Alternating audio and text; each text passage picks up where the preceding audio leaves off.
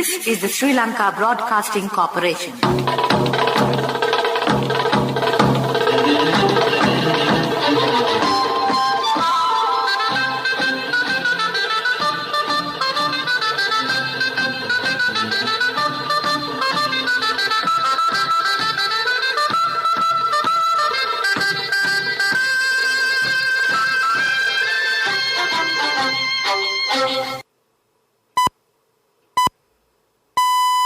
(8:45). This is the Sri Lanka Broadcasting Corporation. The news edited by J. Yogaraj, read by Soundi Thavam. A supplementary estimate of 695 billion rupees passed in Parliament. The Minister of Power and Energy reiterates the proposed amendment to the Ceylon Electricity Act will be definitely tabled in Parliament tomorrow. Parliamentarian Ali Sabri says the government should look for credit facilities from Japan and China as intermediary loan facilities to bridge the gap until the loan is granted from the IMF. Parliamentarian Premanatsi Dolavatta points out the lapse on the responsibilities of politicians, government officers and citizens has led to the current economic crisis. New LP gas shipment arrives in Colombo. The Navy foils an illegal migration attempt, apprehends 91 people. Partly to function as independent MP in opposition. In news overseas, Boris Johnson vows to get on with being Prime Minister. And in sports, Sri Lanka bats first in the second T20 match against Australia. Moving on to the local news in detail. The supplementary estimate of 695 billion rupees for government expenditure was passed in Parliament today. The debate on the supplementary estimate of 695 billion rupees presented by Prime Minister Ranil Wickremesinghe was taken up for debate until the evening. The Committee on Public Finance, chaired by MP Anurapreda Shreyappa, gave its approval to the said supplementary estimate yesterday. Out of this estimate of 695 billion rupees, 395 billion rupees is for recurrent expenditure. The remaining 300 billion rupees is allocated for capital expenses. Meanwhile, 87 billion rupees will be spent on continuing the payment of the monthly allowance of 5,000 rupees given to public sector employees since January 2022. Further, a sum of 40 billion rupees has been allotted to pay the monthly allowance for pensioners and 15 billion rupees for the 1,000 rupee allowance paid to some of the recipients.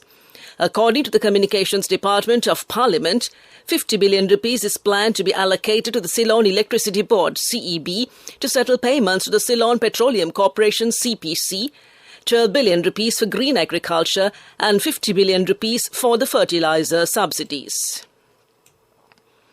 The Samagijana Balavegya SJB MP Patali Champika Ranaweka says he will serve as an independent member in the opposition starting from today. Delivering a special statement in Parliament this morning, the lawmaker said he has conveyed his decision to the opposition leader and SJB leader, Sajith Premadasa, in writing. MP Ranaweka stressed that he did not become independent in the Parliament to seek a ministerial portfolio. He said there is no truth to the claims made in the media and social media that he made this decision with such an ulterior motive. The lawmaker also noted that he did not make this decision due to a personal dispute with anyone. At this juncture, both the ruling party and the opposition in Parliament need to act more responsibly and pragmatically than ever before, he added. The Sri Lanka Navy has managed to apprehend 91 individuals who were suspected to be on illegal migration attempts to a foreign country via sea.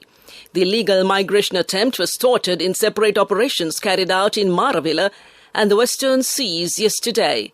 In a coordinated operation mounted in Maravilla in the early hours yesterday, a group of people staying at a lodge were nabbed by a team of naval personnel attached to the Western Naval Command, along with the Maravilla police.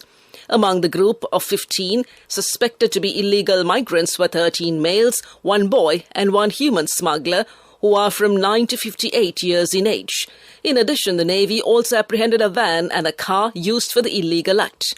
Meanwhile, the fast attack craft P-481 of the fast attack flotilla attached to the Western Naval Command intercepted a suspicious local multi-day fishing trawler during a patrol off Chilau yesterday. The interception led to the apprehension of 76 people aged between 1 to 62 years, suspected to be attempting to illegally migrate to a foreign country by sea. Among the apprehended group were 58 males, 5 females, 7 children, and 6 individuals in connection to the act of smuggling. This news broadcast comes to you from the Sri Lanka Broadcasting Corporation. People's Bank Online Corporate Banking. Imagine business anywhere.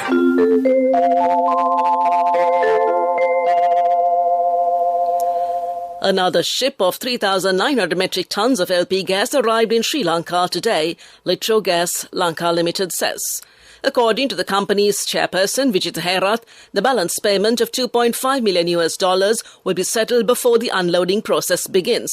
This consignment of LP gas will be sufficient for 6 more days, Mr. Herath further said.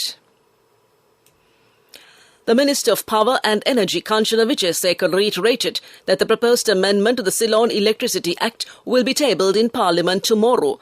The main objective of this amendment is to expedite the long-standing renewable energy sector implementation in the country.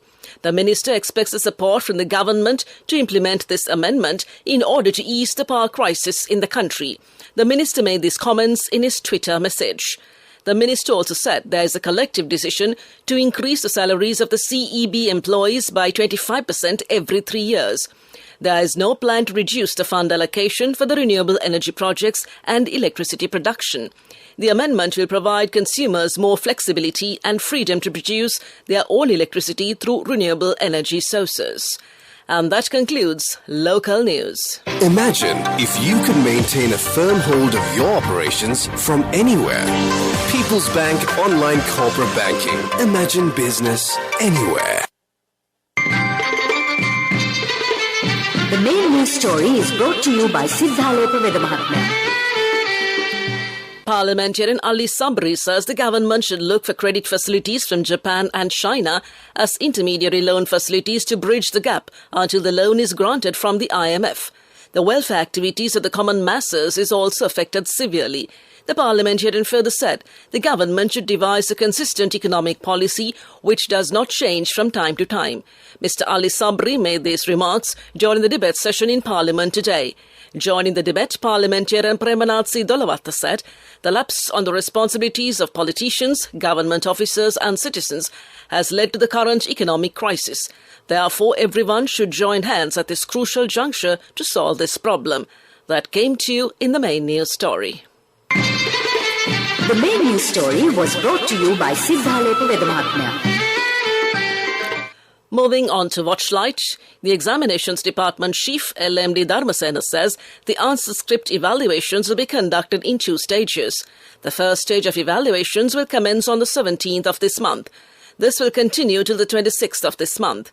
Thereafter, the second stage will be conducted from the 30th of June to the 9th of July. The decisions on the evaluation process will be held in 2 stages. That will be done from the 5th of this month to the 8th of this month. Mr. Dharmasena said the much-awaited GC ordinary level exam has been concluded successfully amidst challenging conditions and came to you in Watchlight. On to a bulletin of world news and making headlines tonight. Boris Johnson vows to get on with being Prime Minister. North Korea could carry out nuclear tests anytime, warns US official. Berlin, 1 dead and others hurt as car drives into pedestrians. Boris Johnson has said he is determined to get on with his job in his first Commons appearance since surviving a confidence vote in his leadership. Amid testy exchanges at Prime Minister's questions, Labour MP Dame Angela Eagle told Mr Johnson he was loath and should resign, but the Prime Minister said his political career had barely begun. 4 in 10 Tory MPs declared a lack of confidence in Mr Johnson's leadership in Monday's vote. North Korea could conduct a 7th nuclear test at any time, a US official has warned. Sung Kim, US Special Representative to North Korea, made the warning days after Pyongyang test launched a record 8 ballistic missiles on Sunday. Any such nuclear test would be met with a swift and forceful response, US Deputy Secretary of State Wendy Sherman told reporters. Pyongyang has not carried out a nuclear test for 5 years. 1 person has been killed and at least a dozen more injured after a car drove into a crowd on a busy Berlin street. Emergency officials say it is unclear whether the incident, which happened at around 10:30 local time, 8:30 GMT, was intentional or an accident. A police spokesperson told reporters that the driver, a 29-year-old man, was arrested at the scene. The incident took place in the heart of Western Berlin, on one of its busiest shopping streets. Back to the headlines of the world news. Boris Johnson vows to get on with being Prime Minister. North Korea could carry out nuclear tests anytime, warns US official. Berlin, one dead and others hurt as car drives into pedestrians.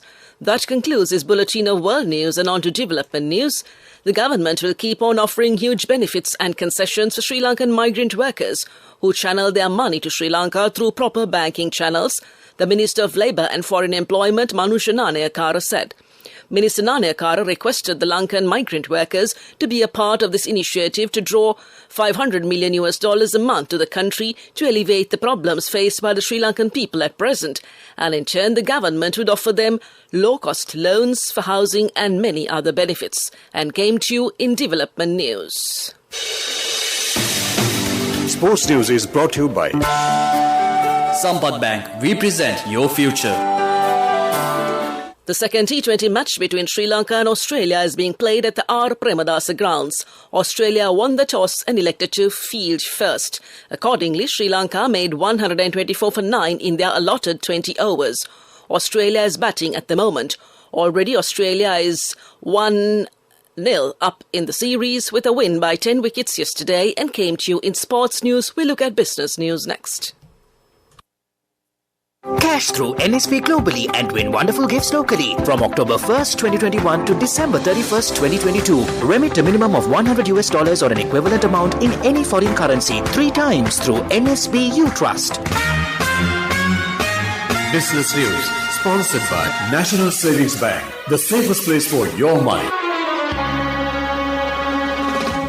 The shares of Alpha Fire Services Limited, code AFS N0000 were listed on the Colombo Stock Exchange CSE yesterday. The shares have been listed on the Empower Board of the CSE under the 2010 Capital Goods sector. The occasion was marked with a special bell-ringing ceremony. The CEO of the CSE, Rajiva Bandaranaike, said, quote, CSE established a dedicated board for SME companies with a view of providing an opportunity on one hand for SME companies to reach out for market-based funding and also to broaden the scope of companies that are listed on the exchange, unquote. That's business news. Economic news up next. Business News, sponsored by Cash through NSP globally and win wonderful gifts locally. Will you be the lucky winner of the NSP Golden Jubilee? 50 gold sovereigns for the top prize winner of the NSP Golden Jubilee. Scooters for the 10 second prize winners. iPhones for the 10 third prize winners.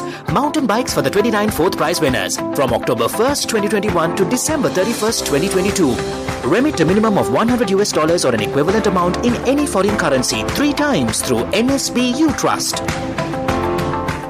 On to economic news. With the aim of attracting more FDI, the government has decided to offer a special 40-year tax concession to investors for the Colombo port city. Cabinet Media spokesman and the Minister of Transport, Highways and Media, Dr. Bandula Gunawardena, said that to date the highest single FDI was made to the Colombo port city, which is $1.4 billion, and offering a longer tax holiday could attract similar investments. That's economic news, and on to the weather report. The Met Department says that several spells of showers will occur in the western, Sabaragamo and northwestern provinces and in the Kandy, Nuwara, Galle and Matara districts. Fairly strong winds, about 40 kilometers per hour, can be expected at times in the northern, north-central and the northwestern provinces and in the Trincomalee and Hamathura districts. This weather report was published this evening at 7:30 p.m. Further details could be obtained by visiting the official website of the department. Meanwhile, the International Weather Forecast website, AccuWeather.com, reports that the day's weather was cloudy with occasional showers. Today's daytime temperature was observed to be around 29 degrees Celsius. There will be light showers in many places in the Colombo district in the night. Tonight's temperature will be around 27 degrees Celsius and there will be scattered showers in selected spots late in the night. The ground temperature would be 27 degrees Celsius at the time of this news broadcast. The air quality index AQI is 38, which is fair weather conditions in Colombo. The air quality is generally acceptable for most individuals. However, sensitive groups may experience minor to moderate symptoms from long-term exposure. And to conclude this news broadcast, a recap of the headlines. A supplementary estimate of 695 billion rupees passed in Parliament. The Minister of Power and Energy reiterates the proposed amendment to the Ceylon Electricity Act will be definitely tabled in Parliament tomorrow.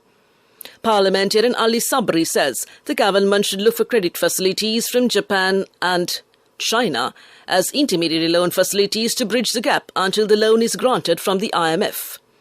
Parliamentarian Premanath C. Dolawat points out the lapse on the responsibilities of politicians, government officers and citizens has led to the current economic crisis. New LP gas shipment arrives in Colombo. The Navy foils illegal migration attempt, apprehends 91 people. Partly to function as independent MP in opposition. Boris Johnson vows to get on with being Prime Minister.